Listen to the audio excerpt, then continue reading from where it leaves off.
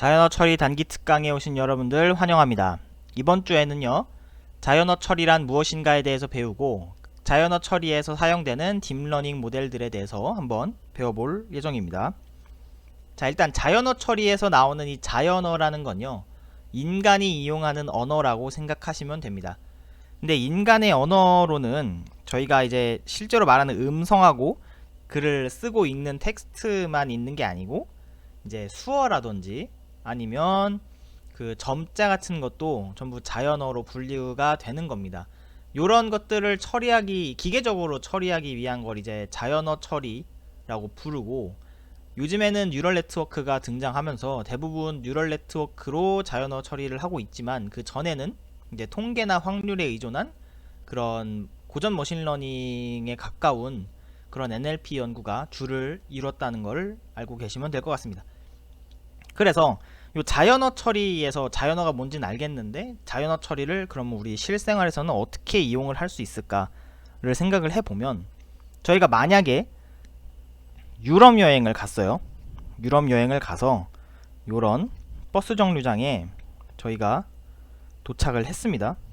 그리고 여기에 계신 요 아리따운 저의 이상형이 만약에 버스 정류장에서 기다리고 있었다고 해봅시다. 그리고 이 기회를 놓치기 싫었던 저는 당당하게 걸어가서 그녀에게 말을 걸었겠죠. 오늘 날씨가 참 좋네요 라고 영어로 Hello there 했지만, 이 사람이 프랑스에서만 살았기 때문에 영어를 한마디도 하지 못하는 겁니다. 저는 불어를 할 수 없기 때문에 그럼 우리끼리 이제 의사소통이 안 되잖아요. 그때 핸드폰을 꺼내서 이제 그 어플을 하나 킵니다. 그리고 제가 한국말로 오늘 어디 가세요? 라고 물어봐요. 그러면 그 어플리케이션에서 제가 말했던 한국어를 이제 불어로 TTS를 이용해서 뭔가 그녀에게 얘기를 해주겠죠. 그러면 저 사람은 그 얘기를 듣고 다시 불어로 나한테 얘기를 해주면 이 어플리케이션이 저한테 다시 한국어로 들려주는 그런 시스템 요즘 있잖아요. 뭐 유로 앱이긴 한데 뭐 외국인 친구 사귀기 해가지고 다양한 언어의 그 기계 번역을 지원을 해주는 그런 어플리케이션들이 있더라고요. 그래서 이런 것들은 사실 보면 우선은 제가 한국어로 말을 했잖아요. 뭔가 글로, 물론 구글에서는 글로 쳐가지고 그 구글 트랜슬레이션 보여줘도 되지만 뭔가 음성을 썼으니까, 그럼 일단은 요런 음성 신호가 들어갈 겁니다. 요 음성을 다시 텍스트로 바꿔주고, 뭔가 이 텍스트를 다시 텍스트로, 이건 이제 한국어에서 불어로 바꿔준 거죠. 그걸 다시 텍스트로, 아니죠, 음성으로 바꿔주는 요런 시스템들. 그래서 보시면 자연어가 끼어있는 부분은 사실 요 부분이죠. 빨갛게 괄호친 부분이 자연어 처리가 들어가는 부분입니다. 근데 이거 말고도 뭐 게임 같은 거를 제가 하는데 이제 일본어로 돼 있는, 이제 한국어로 번역이 안 돼 있는 게임들이 있어요.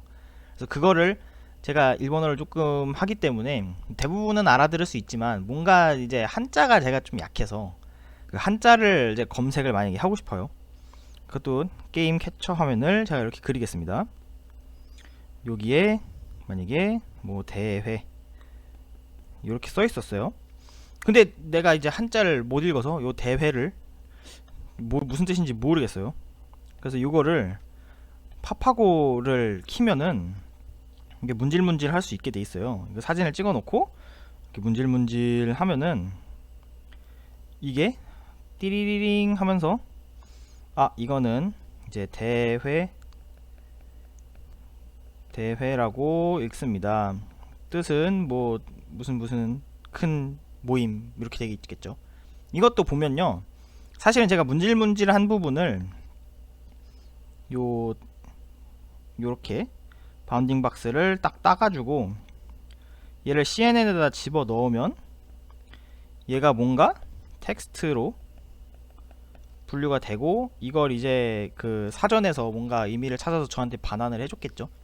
그래서 여기는 보면은 또 뭐 이거는 뭐 자연어 처리의 예라고 보긴 좀 어렵겠네요. 아, 그렇죠. 대회는 일본어고 이걸 다시 한국어로 번역을 했기 때문에 일본어와 한국어에 트랜슬레이션을 했고, 자연어 처리가 들어가는 부분은 바로 이 부분이다.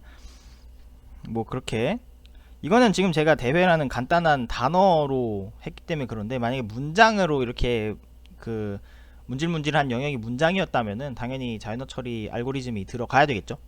그래서 자연어 처리는 사실 뭐 그 자체만으로 또 그냥 챗봇 같이 만들 수는 있는데, 대부분 요즘 어떤 딥러닝을 이용한 제품이라고 했을 때 대부분이 뭔가 다른 이 뭐 이미지라든지 아니면 위에서 말했던 신호 처리 같은 다른 영역하고 그 같이 연구를 해야 되는 경우가 많아요. 그래서 나는 뭐 물론 자연어 처리를 전공할 거지만 그렇다고 다른 거는 뭐 거들떠도 안 보지 말고, 될 수 있으면 좀 다양한 부분에 공부를 해놓는 게 나중에 그 다른 엔지니어들하고 의사소통을 할 때 조금 더 편할 거라고 생각을 합니다.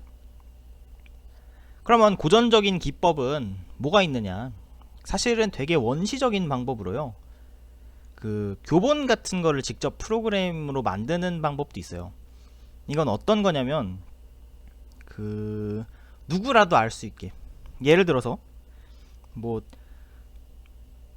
영어를 우리말로 번역하는 법 해가지고 뭐 굉장히 뭐 이런 문장은 이렇게 번역하시면 됩니다. 뭐 품사들의 종류 해가지고 품사도 쫙 나오고, 각 품사에 해당되는 단어의 종류 해가지고 단어도 쭉 나오고, 이런 조합이면은 요렇게 번역하세요 하는 식으로 하드코딩을 쫙 해버리면은 그것도 하나의 자연어 처리를 할 수 있는 알고리즘이라는 거죠. 다만 단어의 개수가 그렇게 많지 않은 경우 이렇게 하는 게 뭐 합리적일 수는 있는데, 보통 뭐 소설을 번역한다거나 이런 경우에는 사람이 직접 이렇게 하드 코딩 하는 건 좀 어려울 수 있겠죠. 그래서 그 다음으로 나온 게 이제 통계적인 뭐 확률을 이용한 머신러닝을 이용한 기법들입니다. 그래서 여기서 말씀을 드리는 결정 트리랑 HMM이 있는데, 결정 트리는 이제 스무고개처럼 질문을 예 아니오인 질문으로 뭐 예 여러 개가 나올 수도 있는데 보통은 이제 바이너리로 하는 것 같아요. 그래서 스무고개처럼 예 아니오 질문을 통해서 어떤 최종적인 결론을 얻는 거죠. 예를 들자면 뭐 과일이고 동그랗고 빨갛고 이러면 사과다. 뭐 과일이고 동그랗고 녹색이다. 그리고 뭐 줄무늬가 있다 이러면 수박이고, 이런 게 이제 결정 트리고, HMM은요 살짝 좀 더 까다롭습니다. 그래서 기상청에서 만약에 저희가 30일간에 3일이 없었네. 30일간 기상정보를 쫙 받아왔어요 제가. 요렇게. 그럼 여기에는 뭔가 이날은 비가 왔습니다 안 왔습니다 이렇게 쓰여 있을 거예요. 그러면 비가 온 날 비가 안 온 날을 딱 체크를 해요. 비가 온 날이 있고요, 비가 안 온 날이 있겠죠. 그러면 비가 온 다음날 또 비가 오는 경우가 있고, 비가 안 온 날 또 비가 안 온 다음날 또 비가 안 오는 경우가 있고, 비 온 다음날 비가 안 오는 경우와 비가 안 온 다음날 비가 오는 경우를 전부 저희가 확률을 구할 수 있을 겁니다.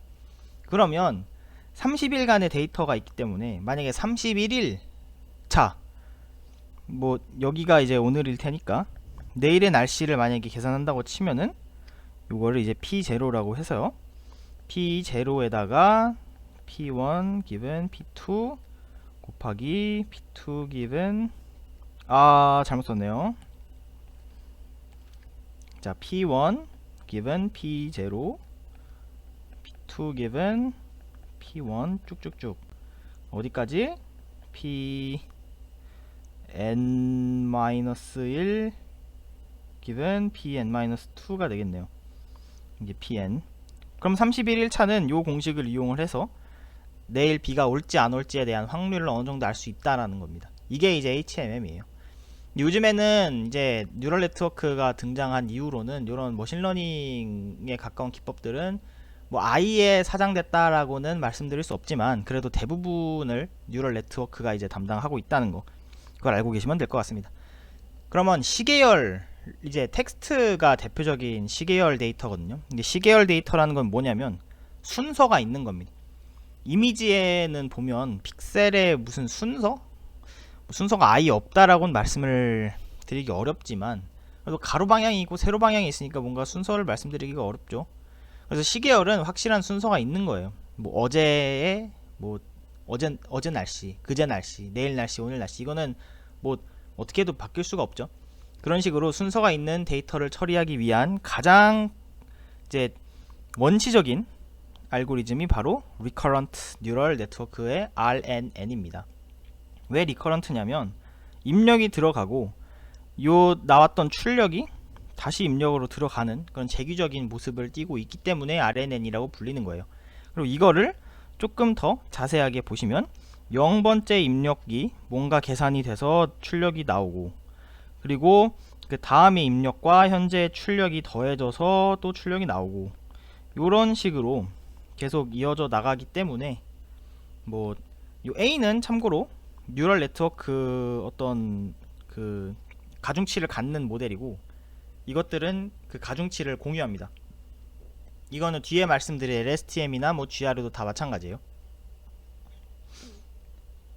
그래서 RNN이라는 거는 그 단순하게 현재 출력이 다음에 입력으로 들어가는 모델이라고 볼 수 있습니다. 근데 이 뉴럴 네트워크의 출력으로 이제 하이퍼볼릭 탄젠트를 써요. 근데 하이퍼볼릭 탄젠트는 그 미분을 해보면 이런 식으로 시그모이드의 미분하고 비슷하게 이게 1보다 작습니다. 이게 그래서 층이 깊어지면 깊어질수록 그 요 끝에 있는 애는 학습이 잘 이루어지는데 뒤로 갈수록 학습이 안 이루어지는 그 베니싱 그레이디언트 문제가 있습니다. 그래서 이걸 해결하기 위해서 LSTM이라는 거를 사용을 해요.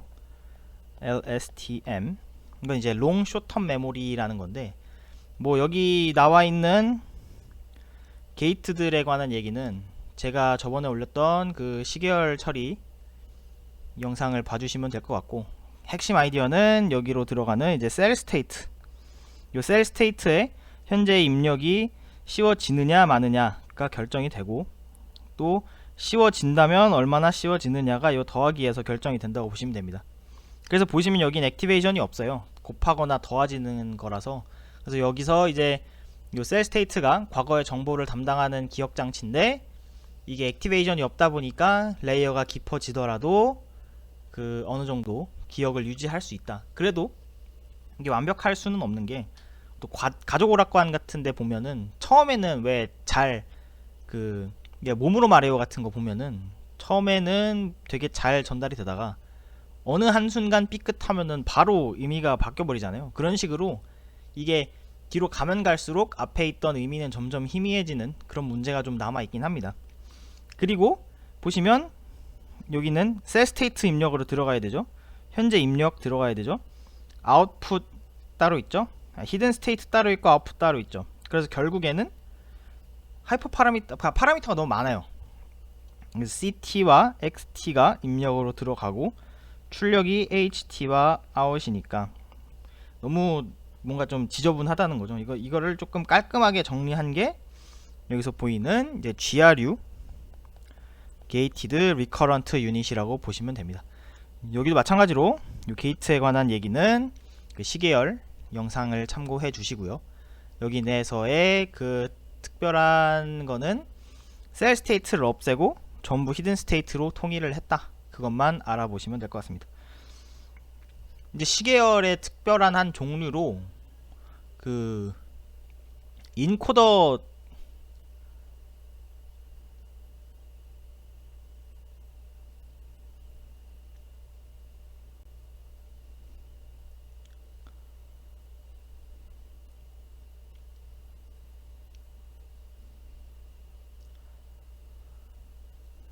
자, 시계열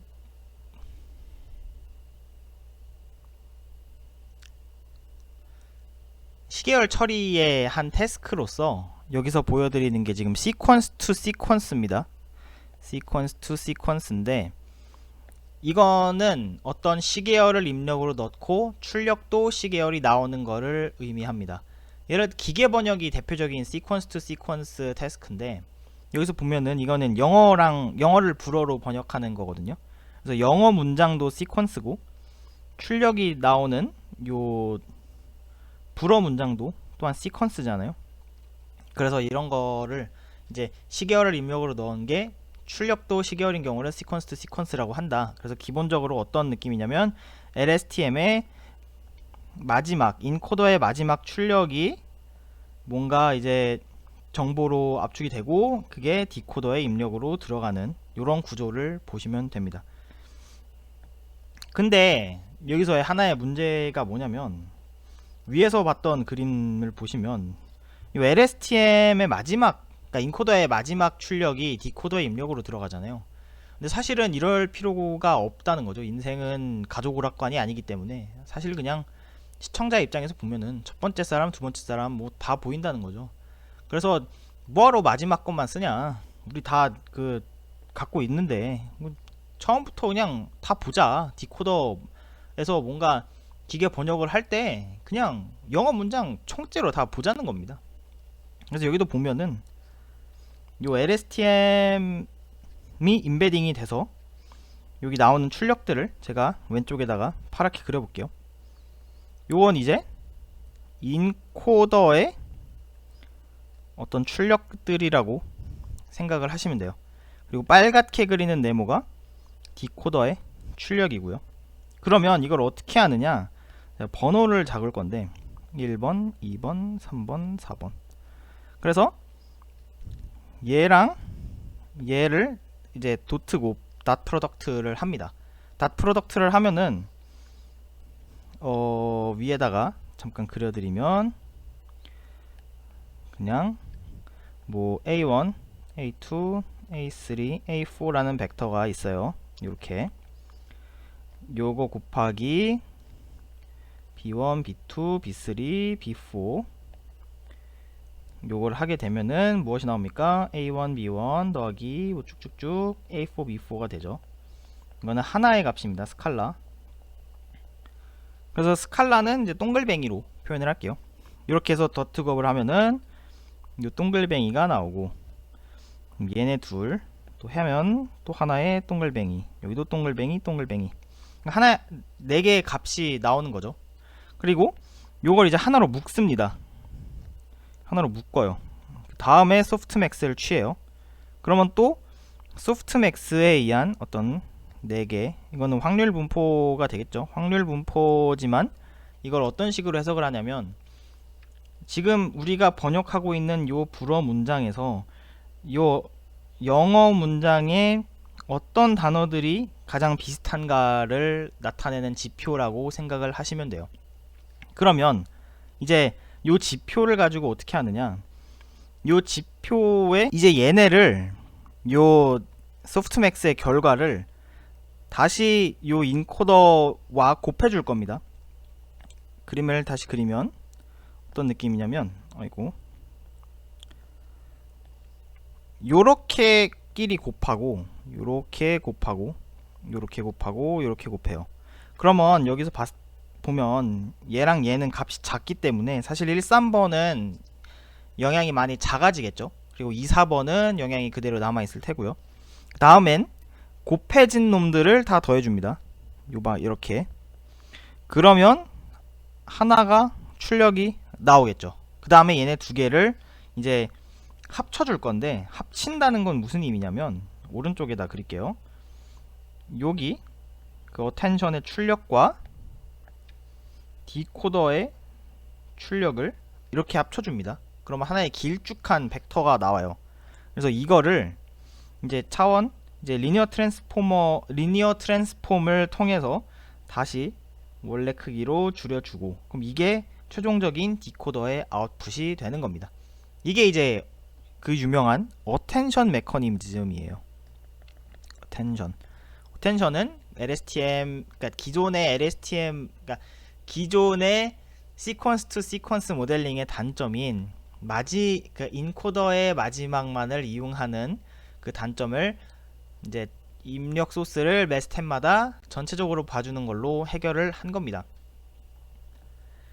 그리고 이게 지금 보이시는 게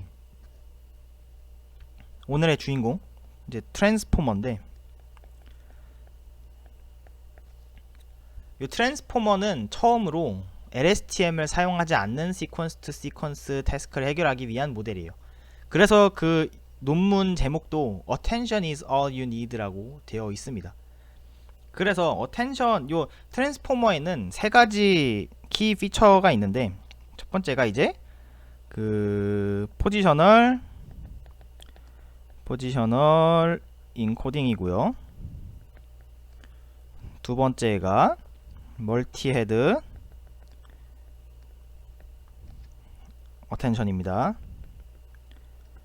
멀티 헤드 어텐션이고, 마지막 세 번째가 이제 스케일드 닷 프로덕트 어텐션이에요. 각각을 살펴보도록 하겠습니다. 자, 포지셔널 인코딩 어느 부분입니까? 이렇게 노란색으로 하이라이트 친 부분이죠. 이거는 어떤 식으로 운영이 되어 있냐면, 이제 주기 함수를 써요. 주기 함수 유명한 거 뭐 있습니까? 우리 고등학교 때부터 진절머리 나게 공부했었던 삼각함수 사인과 코사인이 존재하겠죠. 그 사인은 한 주기는 이렇게 돼 있죠. 그리고 이 주기를 살짝 밀어서 뭐 요런 식으로 조금 더, 그러니까 샘플링을 만약에 한다고 쳤을 때, 샘플링이 아니라 뭐 인덱스라고 합시다. 여기 0번째 1번, 2번, 3번, 4번, 5번, 6번, 7, 8, 9, 10 뭐 이런 식으로 있다고 했을 때, 이건 지금 이제 빨간색 여기부터 시작한 거예요. 얘는 요런 식으로 쭉쭉쭉 하고, 그 다음 놈은 뭐 요렇게 뭐 했을 때, 이렇게 한 인덱스씩 조금씩 한 인덱스씩 몰아 넣으면요, 그 한 주기를 돌아올 때 오기 전까지는 절대로 같은 값이 있을 수가 없어요. 그게 이제 주기 함수의 특징이거든요. 그래서 이거를 반절로 나눠서 앞부분에는 사인을 이용해서 만들고 뒷부분은 코사인을 이용해서 만드는 겁니다. 이렇게 하면은 절대 겹치지 않게 서로의 그 인식표를 만들 수가 있는 거예요. 이렇게 하는 이유는 그냥 랜덤하게 만들어 놓고 이게 겹치는 놈이 있는지 없는지를 비교하는 거는, 이게 포지셔널 인코딩이 그렇게 중요한 부분도 아닌데 계산량을 너무 많이 잡아먹는다는 겁니다. 그럼 트랜스포머의 구조 살짝만 더 볼게요. 그러면 포지셔널 인코딩 된 입력이 들어오는데, 여기를 파란색으로 밑줄 친 어텐션이 세 가지가 나와요.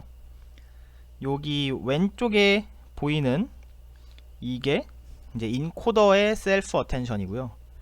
이 오른쪽에 보이는 게 그 디코더의 셀프 어텐션, 마지막으로 들어가는 게 그 인코더와 디코더의 크로스 어텐션이라고 보시면 됩니다. 근데 이거를 이제 어텐션은 위에서 봤을 때 뭔가 요 뭐라 그럴까요? 그 관계성을 나타내는 한 표현 방식이거든요.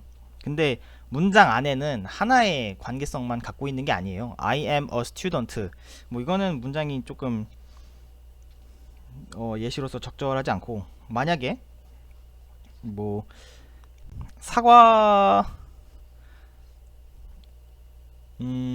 냉장고에 있던 사과 그거 네가 먹었니? 라고 했을 때, 그거랑 사과, 그거는 사실 사과를 지칭을 하지 않습니까?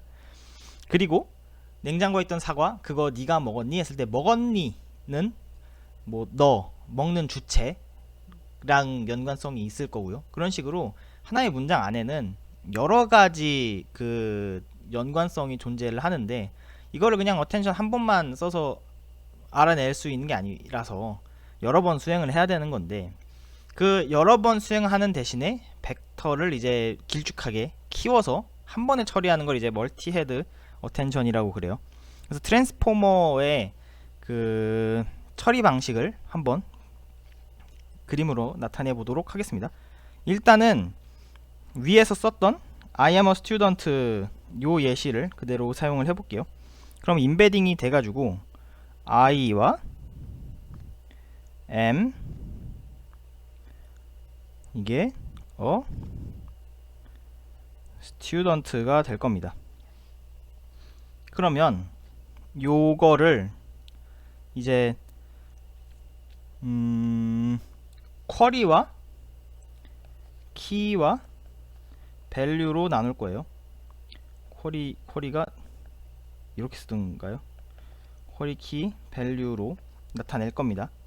그러면 지금 요렇게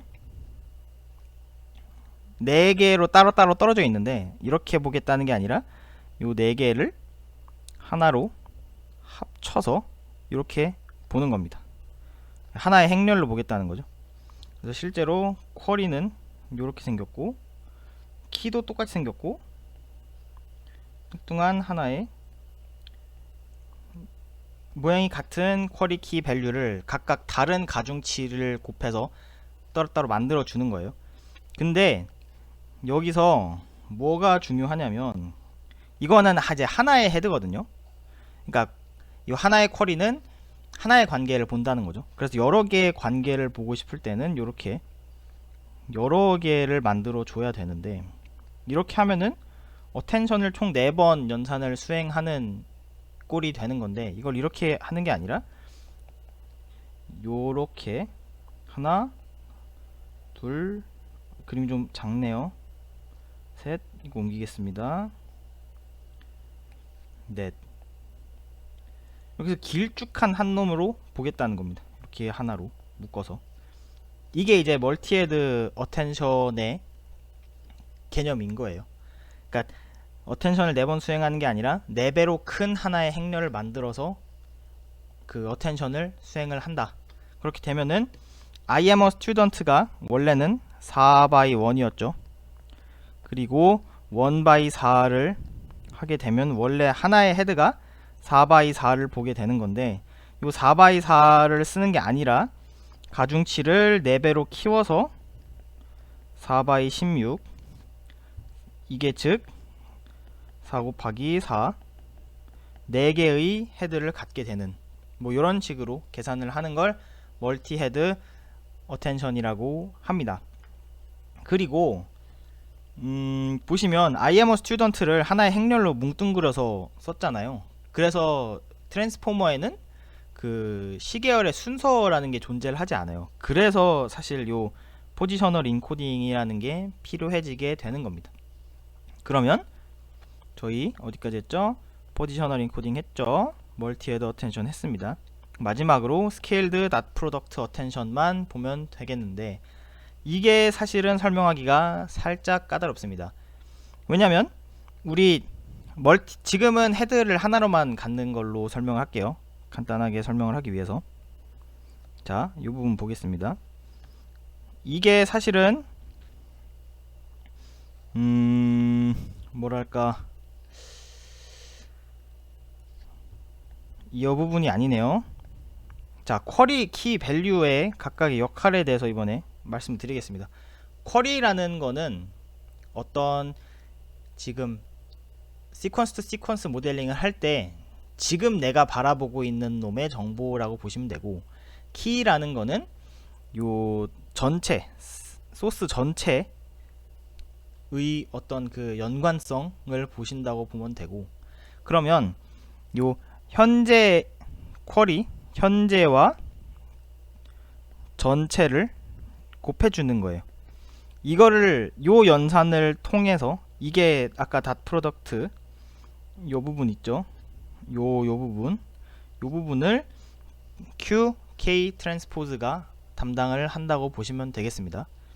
그러면 만약에 사실 닷 프로덕트라는 건요,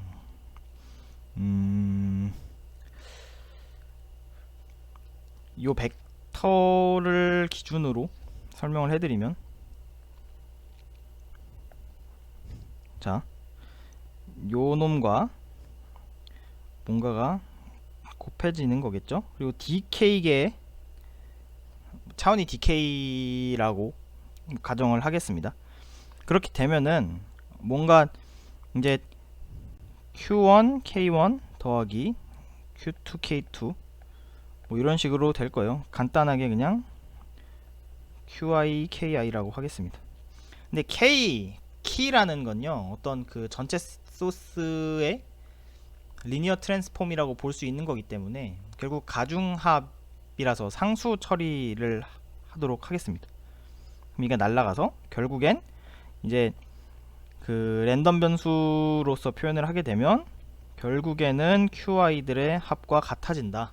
근데 요 옛날에 뉴럴 네트워크 봤을 때 요렇게 돼 있으면 가중치를 저희가 곱하잖아요. 요렇게 위에는 요 노란 가중치를 쓰고 밑에는 요 빨간 가중치를 씁니다. 그리고 이게 랜덤하게 이니셜라이제이션이 돼 있기 때문에 각각이 이제 요 뉴런과 요 뉴런은 서로 독립이라고 가정을 할 수도 있는 거예요. 그리고 그게 이제 몇 개가 있든지 간에 전부 독립이라고 볼 수 있는 겁니다. 그럼 이것도 결국엔 이제 i지만 사실 i가 dk까지 있는 거겠죠.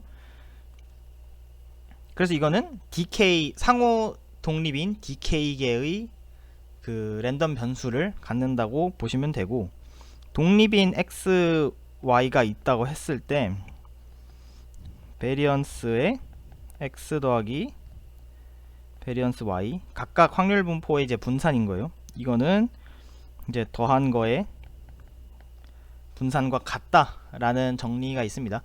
그래서 이걸 이용을 하면은 이제 각각 이제 QI가 요런 분포 확률 분포 이제 미니 0이고 베리에이션이 아니라 베리언스가 1인 어떤 분포를 따른다고 해볼게요. 이거는 노멀리제이션을 하면은 쉽게 얻을 수 있는 거죠. 그러면 뭔가 Q, K, 트랜스포즈 우리의 그 어텐션 밸류는 뭐를 따르게 됩니까? 0, DK를 따르게 된다는 겁니다. 그래서 DK가 이제 QKT니까 시그마가 루트 DK가 돼요. 그래서 이걸 이제 스케일링 팩터라고 해서 소프트맥스의 아까 여기 요 부분 소프트맥스 들어가기 전인 요 부분에다가 스케일링을 해주는 겁니다. 안 그러면은 각각 이제 소프트맥스의 값이 너무 커져버리는 경우가 생긴다고 하네요. 그래서 요 소프트맥스에 들어가기 전에 QK 트랜스포즈 안에 루트 DK를 해준다. 요거를 이제 우리의 소프트맥 어텐션 스코어로서 사용을 하겠다라는 겁니다. 그러면 스케일드 닷 프로덕트 어텐션 설명도 끝났네요.